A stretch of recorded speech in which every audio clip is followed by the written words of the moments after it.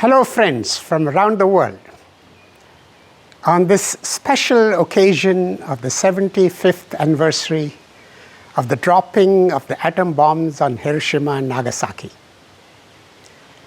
I wish to share with you my personal reflections and ideas on this momentous historical event that ushered in a new age, the atomic age.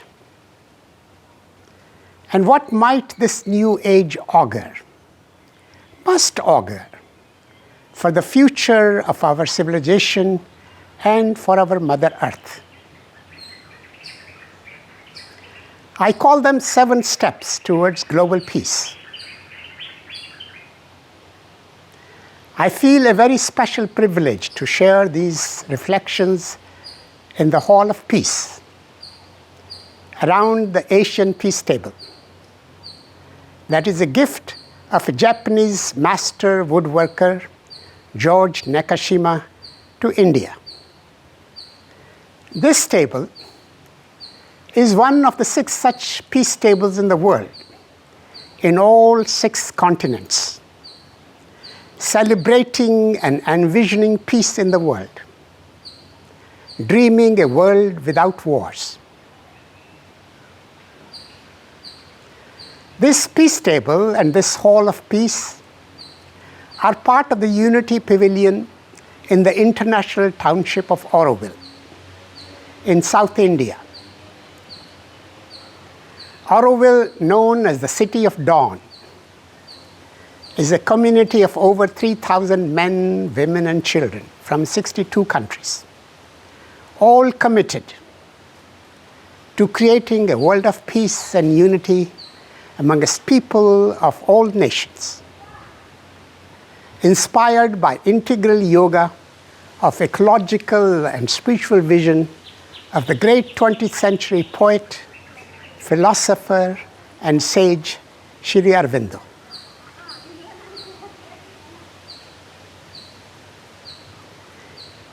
Here in Auroville, over the past 50 years, people have come from all corners of the world, from Russia and USA, China and Brazil, Israel and Iran, France and Ethiopia, from all continents, and of all cultural and religious traditions.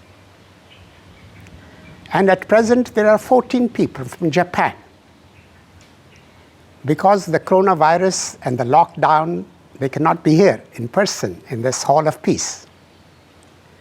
But I'm certain they are here in spirit, as part of one large human family that shares the same mother, the Mother Earth, and the same light and sustenance from the same sun. This pandemic has created the need for ecological well-being and global health and peace far more than ever before. It was today, 75 years ago, on August 6, 1945, that the first ever atom bomb was dropped in the city of Hiroshima in Japan. And then 3 days later, another on the city of Nagasaki on August 9. In the past 10,000 years of human civilization, these 2 momentous days started almost instantaneously a most precarious new age, an age that has come to be known as the Atomic Age. The Atomic Age started with colossal death and devastation, wrought by an entirely new weapon of destruction, designed and created by some of the most brilliant men in the world, and a few women who had discovered through their scientific insights and explorations that inside an atom lay immense energy, far more than in coal or oil or in steam. Through the process of fission, of splitting up a heavy atom, an extraordinary amount of energy could be released, in accordance with Albert Einstein's famous equation, E equals mc square. It was a discovery of a new form of energy and a new source of energy. Yet sadly and most tragically, the very first use of that new and glorious energy was death and destruction, and for a new kind of weapon of war, and a new kind of war, in which the warriors needed no touch of valor or bravery, as they did in decades and centuries before. Indeed, in 1949, 4 years after the atomic explosions in Japan, and the year Soviet Union tested its own first atom bomb, Einstein was asked what kind of weapons are likely to be used in the next World War.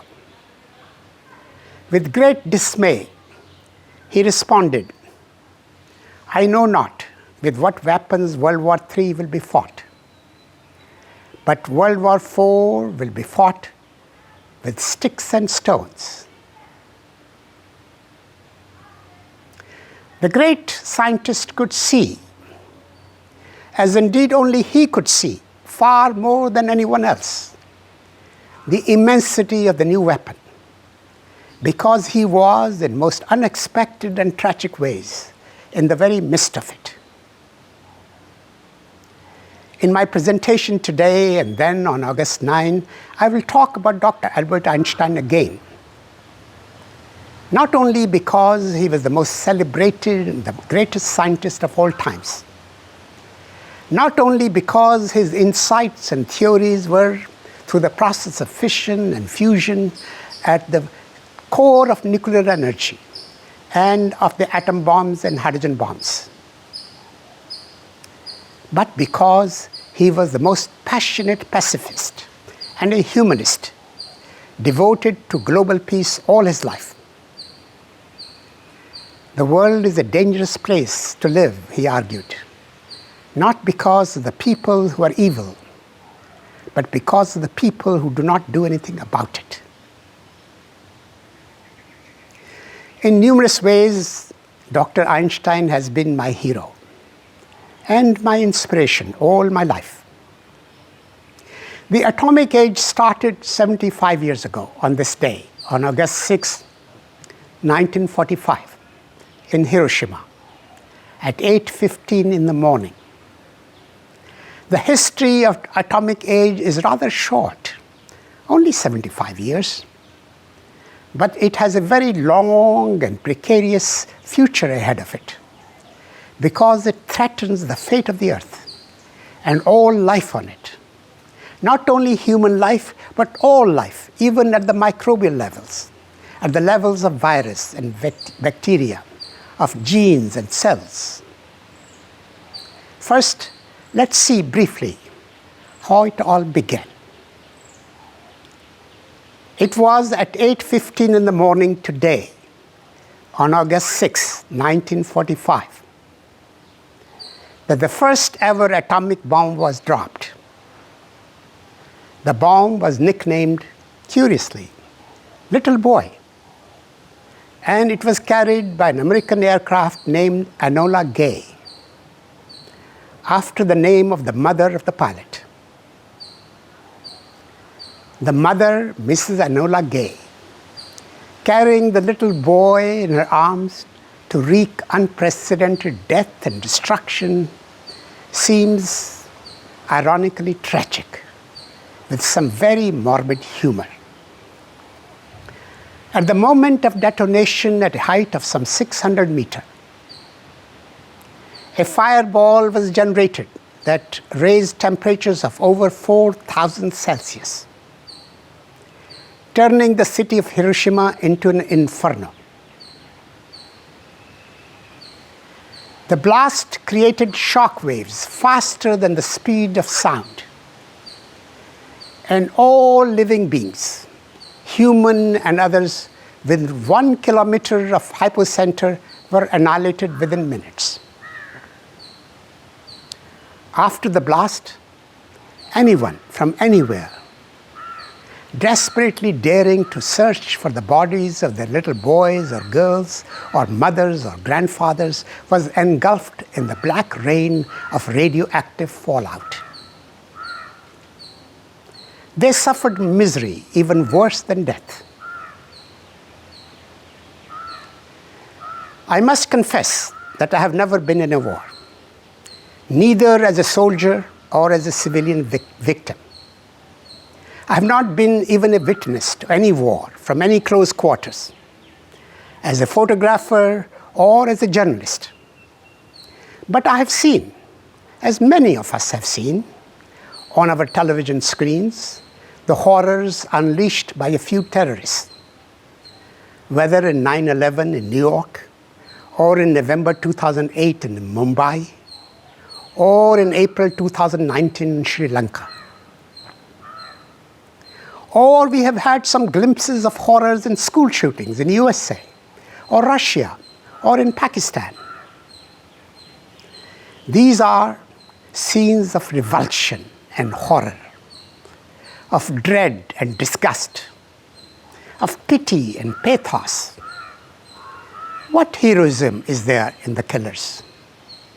What courage of spirit is there in the shooters and assassins? All we have seen is only madness and hatred, fanaticism and blindness, more hatred and more hatred. Then how is it, I have wondered for years, that fighting in the wars, 100, 1,000 times more vicious than any act of terrorism, becomes heroic? What cause is so noble? What human impulse is so grand that has driven us to kill each other by hundreds of thousands, by the millions, often believing and proclaiming that God is on our side? One murder makes a villain, millions a hero. 10 murders make a terrorist. Thousands make the world safe for democracy. One murder made a villain, millions a hero. Princes were privileged to kill, and numbers sanctified the crime.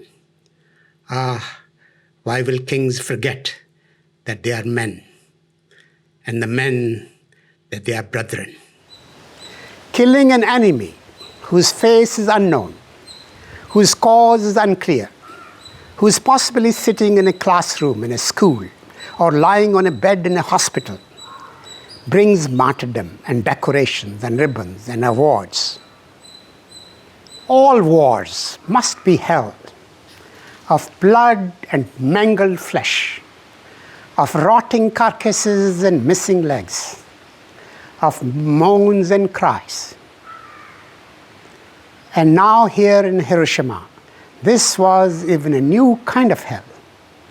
One can be certain that even the great 16th century Dutch artist Hieronymus Bosch could not possibly create or imagine such macabre and nightmarish depictions of hell. That day, on the 6th of August 1945, and over the next few weeks, some 100,000 men, women, and children were killed. Perhaps more, perhaps somewhat less. No one is entirely certain. Then 3 days later, on August 9, 1945, at 11:09 a.m., a second atom bomb was detonated over the city of Nagasaki. Once again, in the most harrowing conditions, another 100,000 men and women and children were killed. Perhaps more, perhaps somewhat less. Less than a week later, on August 15, Japan surrendered. Then trials of leaders of Imperial Japan started. 6 of them were sentenced to death for crimes against humanity and for crimes against peace. There was finally an end to a bitter World War II that had consumed much of the world in one devastating manner and another. and had killed more than 85 million men, women, and children in assaults and aerial bombardments, in prisons, in concentration camps, and through famines and diseases, all unleashed by the war. 85 million.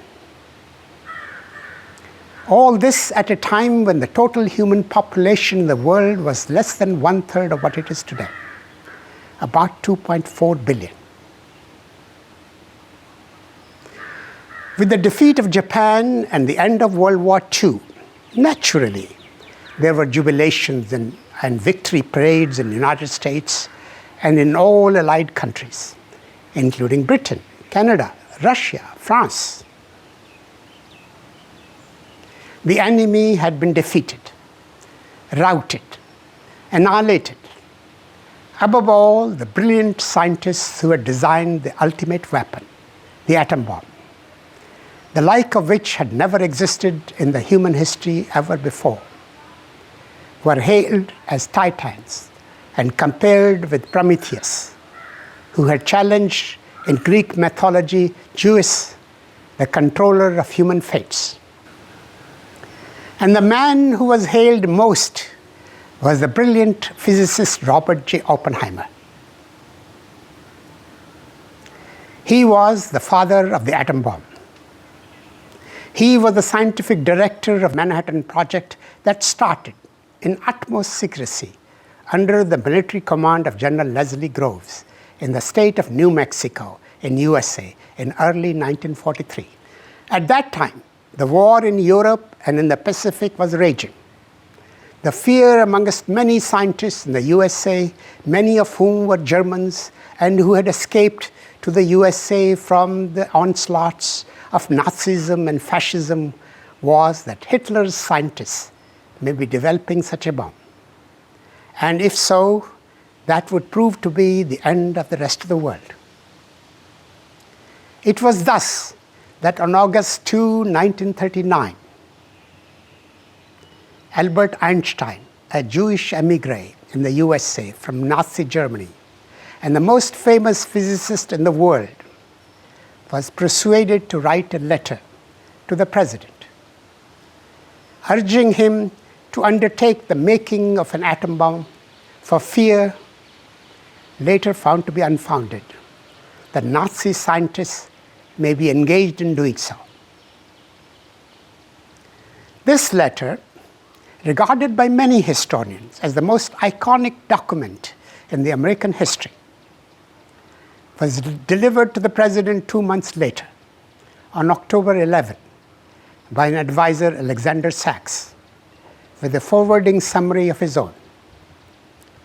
"Alex," the president said, "what you're after is to see the Nazis don't blow us up?" "Precisely," Sachs replied. President Roosevelt then called in his aide, General Edwin Pa Watson. "Pa, this requires action." These 4 momentous words, "Pa, this requires action," led ultimately to the creation of Manhattan Project and to the unleashing of the American exceptionalism for undertaking the biggest single project in the human history, possibly bigger than any pyramid or a cathedral or a dam, for the construction and employment of atom bombs, all accomplished within 2.5 years at a cost of over $2 billion, which would be equivalent of about $38 billion today. It is said that the first half of the 20th century is a century of physics. The scientists who revealed the secrets of the structure of the atom formed a special aristocracy of international brotherhood. They came from many countries: Germany, France, Italy, Britain, Russia, Hungary, Denmark, Japan, India, and they all seemed driven by a certain passion for truth about the structure and the functioning of the innards of nature. In 1960s, I was a student of physics, first in India at the Punjab University, and then at the University of Toronto in Canada, with focus on radiation physics at the Ontario Cancer Institute. As a budding and aspiring physicist, we all felt that we were part of that great scientific revolution that had started some 400 years earlier in Europe with Copernicus and Francis Bacon, Galileo and Kepler, Newton and Descartes. As children of that glorious revolution, for us budding scientists, the pursuit of truth through science was the most noble and exalting activity. Science was not for money or power or glamour, it was for discovering truth.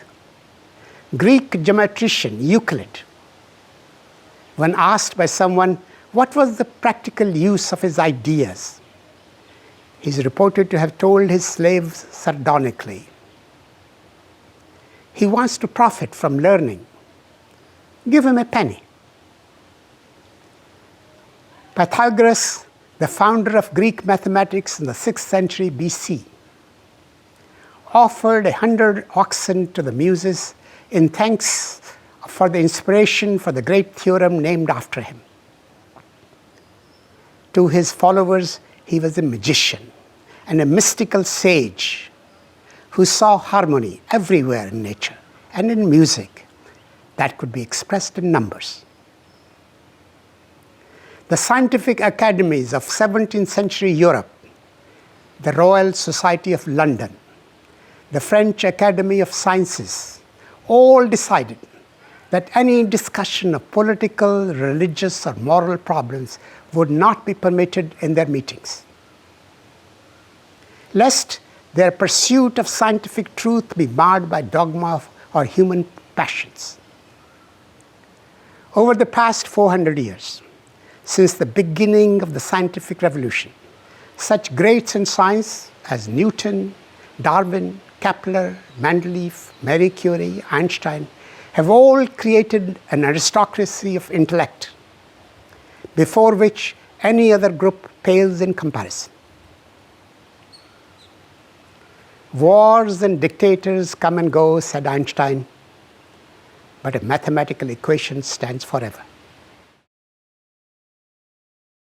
The pure and exalted pursuit of science has made the scientists over centuries a symbol not only of penetrating intellect and detached reasoning, but of highest human integrity itself. In some small ways, I've always felt proud to be a scientist. There is a very touching story about one of the great physicists in Cambridge University, Dr. Ernst Rutherford. Towards the end of the First World War in 1917, 100 years ago, he once failed to attend a meeting of the British Committee of Experts appointed to advise on new systems of defense against enemy submarines. When he was censured for his absence, he retorted without embarrassment, "Talk softly, please. I have been engaged in experiments that suggest that the atom can be artificially disintegrated. If it is true, it is of far greater importance than a war."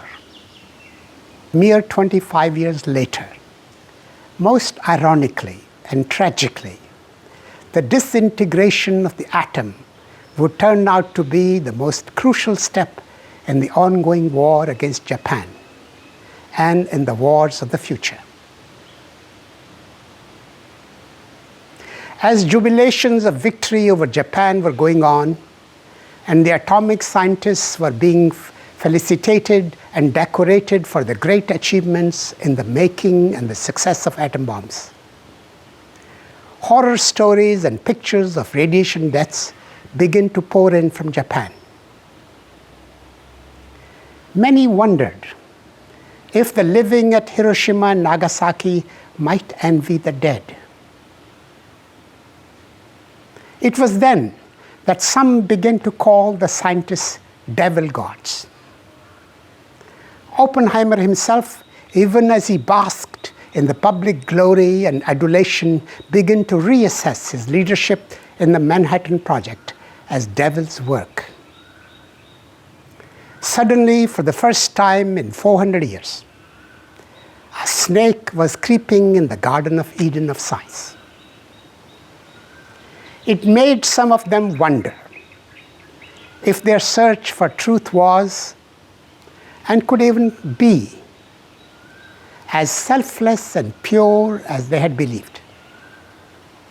Suddenly, the entrapments of power and money began to rob the scientists of their innocence. Oppenheimer talked about the lure of the technically sweet, which put any ethical concerns on the back burner. It is my judgment in these things, he said, that when you see something that is technically sweet, you go ahead and do it. And you argue about what to do only after you have had your technical success. That is the way it was with the atomic bomb. Suddenly, more and more people, and many scientists, begin to question the motives and ethics of science and its research. 3 months after Hiroshima, in November 1945, in a meeting with President Harry Truman, Oppenheimer said, "Mr. President, I feel I have blood on my hands." The president contemptuously offered Oppenheimer a handkerchief and said, "Well, here, would you like to wipe your hands off?" After Oppenheimer left the Oval Office, distressed and humiliated, Truman turned to Dean Acheson, Under Secretary of State, and said, "I do not want to see that son of a bitch in this office ever again." Oppenheimer had now become the crybaby scientist and possible Soviet spy. A new kind of nuclear bomb, a hydrogen bomb, 1,000 times more powerful than the atom bombs dropped in Hiroshima and Nagasaki, began to excite and challenge the scientists. Under the leadership of Edward Teller, a Hungarian emigrant to the USA. For Teller, building more and more powerful nuclear weapons was synonymous with progress. To abstain from progress is a medieval idea, he argued. I am in favor of any advance in knowledge or any development of the greater power of man. Ethics, public ethics, patriotism, nationalism, political power, fear, our historical memories and threats are complex and forever very intriguing entities, imbued with 1,000 hues and colors of emotions, pretensions, illusions, motives, and clever rationalizations, making them all far more complex than physics, or indeed any branch of science or intellectual knowledge. We may, scientists may, pride themselves for being rational and committed to reason. But how often in many human affairs we are rationalizing beings, rationalizing even the most irrational things like slavery, torture, humiliation, and above all, our prejudices, hatreds, and wars. One thing I've learned in a long life, Einstein once observed, somewhat sadly, that all our science measured against reality is primitive and childlike. Yet, it is the most precious thing we scientists have.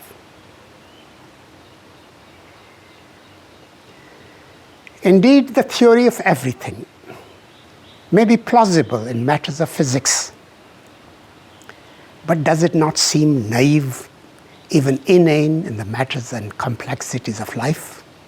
When asked, Dr. Einstein, why is it that when the mind of man has stretched so far as to discover the structure of the atom, we have not been able to develop the political means to keep the atoms from destroying us? That is simple, my friend. It is because politics is more difficult than physics. This is not to belittle physics and its extraordinary insights and achievements, but simply to acknowledge that in the human world, in the multitudinous world of other life forms, there are indeed thousands of millions of degrees of freedom and expressions of certain free will.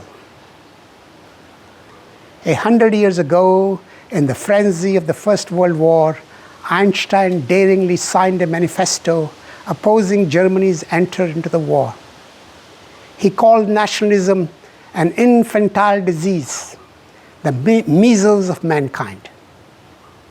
As he watched his fellow scientists in Germany so fervently engaged in creating new weapons of destruction, despairingly, he wrote, "At such a time as this, one realizes what a sorry species of animal one belongs to."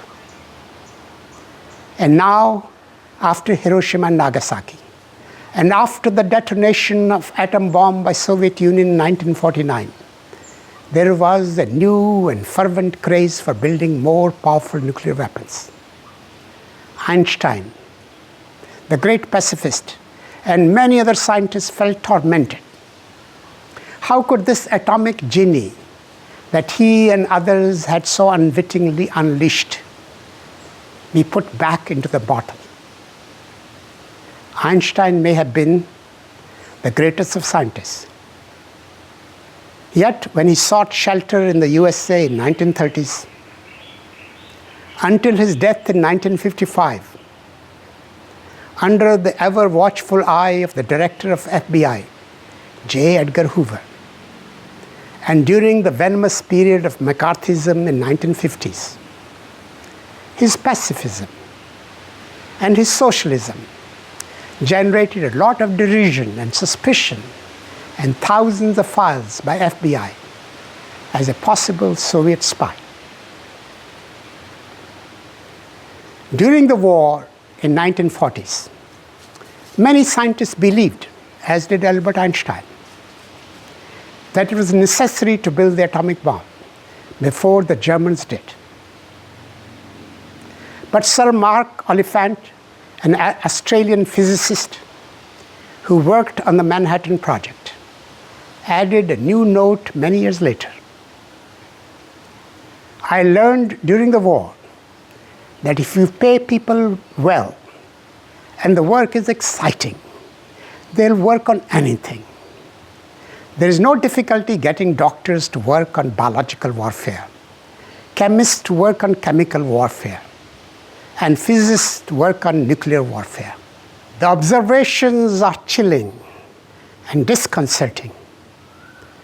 Hiroshima did, nevertheless, prompt a vigorous movement among scientists against nuclear arms.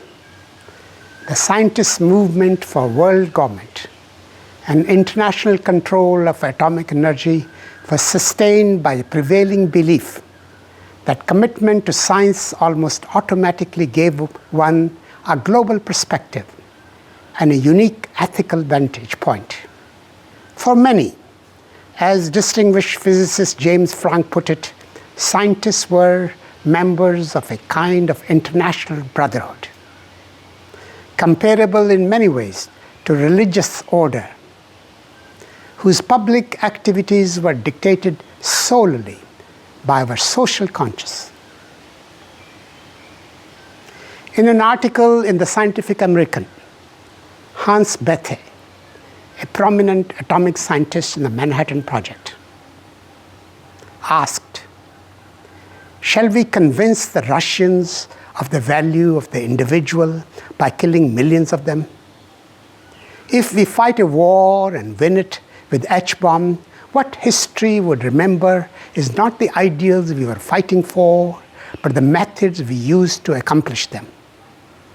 These methods will be compared to the warfare of Genghis Khan, who ruthlessly killed every last inhabitant of Persia. Thousands of copies of this issue of Scientific American were confiscated and burned by the FBI. The fervor for nuclear weapons was now spreading everywhere, even in India. In 1947, just a few weeks after India's independence, as the new nation was getting set to forge ahead, the scientists wanted to know of Mahatma Gandhi. What should they do if they were asked by the state to engage in research for atom bomb and other weapons? Gandhi replied unflinchingly, "Scientists, to be worth their name, should resist such a state unto death." A month later, Gandhi was assassinated. How would Gandhi reconcile with today's India as a nuclear power, fortified in all ways for her defense and for war in a hostile world of powers and superpowers? Indeed, over these 75 years, there are now 9 countries with nuclear weapons, including India, Pakistan, North Korea, and Israel. More than 90% of the 14,000 or so nuclear warheads belong to USA and Russia. Each one of these warheads is thousands of times more lethal and more devastating than the atom bombs used in Hiroshima and Nagasaki, making those bombs look like firecrackers. The war that had killed and devastated over 85 million had ended. But the dark forces of nationalism, economic imperialism, distrust, and raw and blatant militaristic frenzy continued unabated in the new Cold War. Over the next 2 decades, hundreds of nuclear tests were conducted in the oceans, on land, and underground, threatening and contaminating the ecology of the Earth at large, and of course of fragile ecosystems in particular. In October 1962, over a small island state of Cuba, during the Cuban Missile Crisis, the whole world came to the brink of annihilation, closer than ever before or since. In utter madness, the Soviet Union had sent missiles capable of carrying nuclear warheads into Cuba, a mere 90 miles off the coast of Florida in USA. 2 superpowers facing each other like 2 bullies in a schoolyard, not with sticks and bats, but with nuclear weapons, and with all claims to being civilized and advanced nations. One wonders what disastrous and mad thoughts had gripped Premier Khrushchev.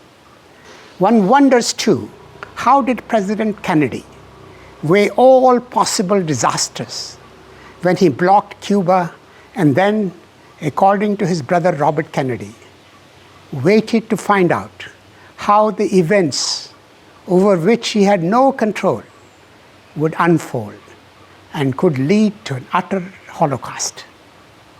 Luckily, fortunately, we survived by the skin of our teeth. But what utter madness! What sheer insanity! Indeed, our technological and scientific power has outrun our spiritual power, mourned Martin Luther King. We have guided missiles and misguided men. 2 years later, Martin Luther King was assassinated. In the name of scientific and technological advancement, there is no end to creating more and more and deadlier weapons and correspondingly imagining and manufacturing fiercer and fiercer enemies everywhere, under every bed, on every mountaintop, in every valley. Have we learned nothing from history, from brutalities and destruction we heaped on each other? The whole nuclear weapons race has been driven for decades now by madman theory, MAD, M-A-D, mutually assured destruction. That superpowers would refrain from destroying each other because both of them and the rest of the world would be annihilated in such a war. What are superpowers that threaten the world? Until recently, only two countries, the USA and the Soviet Union, and later Russia, and now China as well. Robert McNamara, Secretary of Defense for years under President Kennedy and Johnson, and a witness to the drama of Cuban Missile Crisis, defined the policy in his own book, The Essence of Security, in 1968. Assured destruction is the very essence of the whole deterrence concept. We must possess an actual assured destruction capability, and that capability also must be credible. The point is that a potential aggressor must believe that our assured destruction capability is in fact actual, and that our will to use it in retaliation to an attack is in fact unwavering. Thus, deterrence means the certainty of suicide to the aggressor, not merely to his military forces, but to his society as a whole. In the last 2 years, now something new is being developed by scientists and technologists that give even more sinister meaning to the word MAD, mutually assured destruction. It is the hypersonic missiles that will fly 15 times the speed of sound, able to hit any place and any person on the earth within few minutes with utmost precision, designed to be launched from a rocket that could be from land, air, or sea. Billions of dollars have been set aside for this new deadly weapon of destruction, the hypersonic missile, to destroy the enemy with utter surprise and with little chance of being detected and with little possibility of any response, with total annihilation of everything and everybody.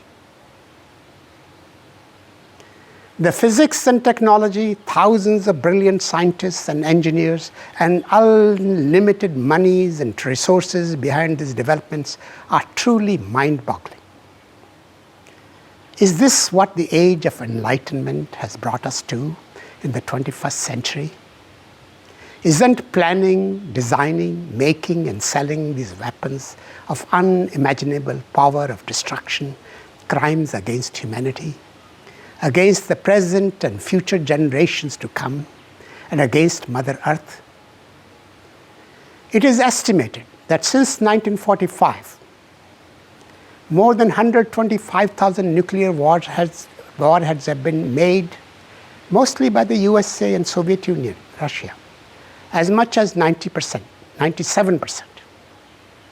These two countries, and now increasingly China, they hold the whole world hostage to their whims, their brutal power and madness. Who is the enemy, one may ask? Where is the enemy who is forever threatening our existence? In 1930s, after only a few years at the end of the First World War, the brutal forces of Nazism and fascism were rising in Europe and in Japan. It was at that time, in 1931, during the British Raj, on a visit to London for the Round Table Conference, Mahatma Gandhi was asked by a journalist, "What do you think of Western civilization, Mr. Gandhi?" "That would be a very good idea," he answered. Civilization is always a good idea. But what is civilization?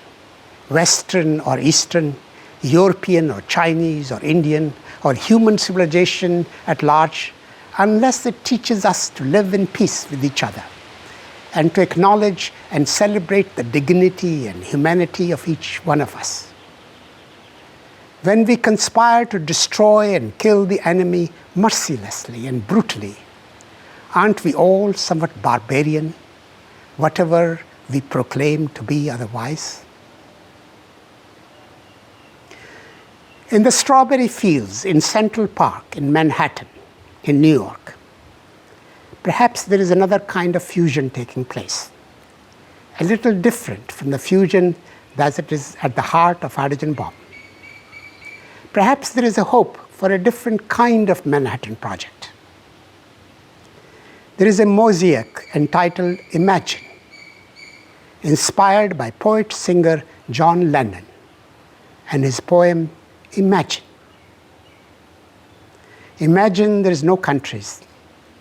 It isn't hard to do, nothing to kill or die for, and no religion too. Imagine all the people living life in peace. You may say I'm a dreamer, but I'm not the only one.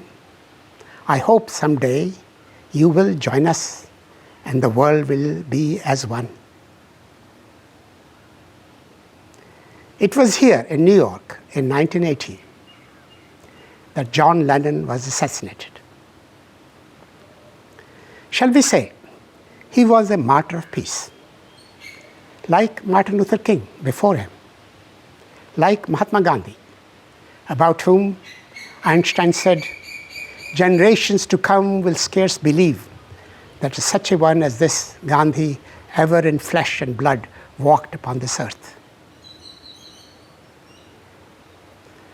I have sometimes wondered, as many others have wondered over millennia, in every culture and even in moments of despondence, if there is not some great energy in the human heart and in the human imagination to envision and create a new world, if indeed, in the words of 19th century American philosopher Ralph Waldo Emerson, what lies behind us and what lies ahead of us pales in comparison what lies inside of us. In April 2015, a letter appeared on the internet entitled Universal Force of Love, written by Albert Einstein to his daughter Lisrel. This letter spoke in most tender and touching words that his famous equation, E equals mc squared, should really be seen differently than how it has been used and misunderstood over the decades. It said that E, in fact, is universal energy of love. And it is truly immense when we express it and share it, because multiplied by the square of the speed of light, light that resides in each one of us, this force, this energy is indeed infinite. This letter went viral as it touched many a heart all over the world. It was read out from hundreds of pulpits in the churches and synagogues, in temples and monasteries. It was shared with great emotion between friends and lovers, between parents and children. It was an expression of the noblest emotion uttered not by a poet, but by a scientist. And not by just any scientist, but by the greatest scientists of all times. Alas, the letter was not authentic. No such letter was ever written by Einstein to his daughter Lisrel, who had died when she was barely 2 years old. As a long-time student of the life of Einstein and of the insights in and out of science, I feel he could have written something like this, though not quite in those words, and not quite in that manner. His passionate pacifism and his vision of science and of life was indeed profoundly spiritual and had made him something of a sage. He said, the most beautiful and profound emotion we can experience is the sensation of the mystical. It is the source of all true science and art. Why is it, I wonder, that the man who circulated this letter in Einstein's name, and thousands of people or more across the world who ardently believed that Einstein's great mathematical equation expressed not only the workings of the material world, but something much more grand and exalting in the human world. They wished that science and a scientist, and not just any scientist, but the greatest scientist of all times, would also show a special light to ennoble the human condition, that he would be something more than a scientist. He would also be a mystic, as Pythagoras was 2,500 years ago, who saw harmony in all things expressed in numbers. I wonder if that is too much to hope of science and of scientists. The mystery of love and its many splendid expressions and commitments as respect, tolerance, acceptance, acknowledgement, sympathy, empathy, dignity, celebration, have forever been the undercurrents in all civilizing forces in us humans for millennia. Do we yearn for it any less today than we did 10,000 or even perhaps 100,000 years ago? Evolutionist Lauren Isley, a very distinguished American anthropologist and a historian of science, and author of many books, including Darwin's Century, wrote that man is born of love, and he exists by reason of a love more continuous than any other form of life. No creature in the world demands more love than man. No creature is less adapted to survive without it. If mathematical equation lives forever, as Einstein observed, as do some thoughts of a visionary or the words of some poem that stir us again and again over centuries. 500 years ago, before the beginning of the scientific revolution, in the 15th century, India, in the ancient and sacred city of Varanasi, in the midst of erudite scholars and sometimes arrogant pandits, an unlettered man, a poet and a weaver, Kabir, daringly sang of that eternal impulse that encompasses far more than intellect and scholarship. Pothi पढ़ पढ़ जगमुआ पंडित भया न कोय ढाई आखर प्रेम का पढ़े सो पंडित होय. There are many a man who have read all the books, but rarely is there a man of knowledge. To be a man of knowledge, one needs to read only one word: love. On the 75th anniversary of the atomic bombings of Hiroshima today, what could we remember? What new page could we promise to open on a new book and open a new door to peace? I will present to you 3 days from now, on August 9, 7 steps towards peace, on the day the city of Nagasaki was bombarded. But today, that little boy that was perched in the lap of Mrs. Enola Gay, carrying the first atom bomb that brought death and destruction to thousands of little boys and girls in Hiroshima, and ushered in a new age, the atomic age. How could he, that little boy, now transform himself into another kind of little boy and promise to usher in a new age of peace, justice, and freedom for all children in the world today and for all generations to come? Shanti, Shanti. Shanti. Let there be peace. Let there be peace. Let there be peace.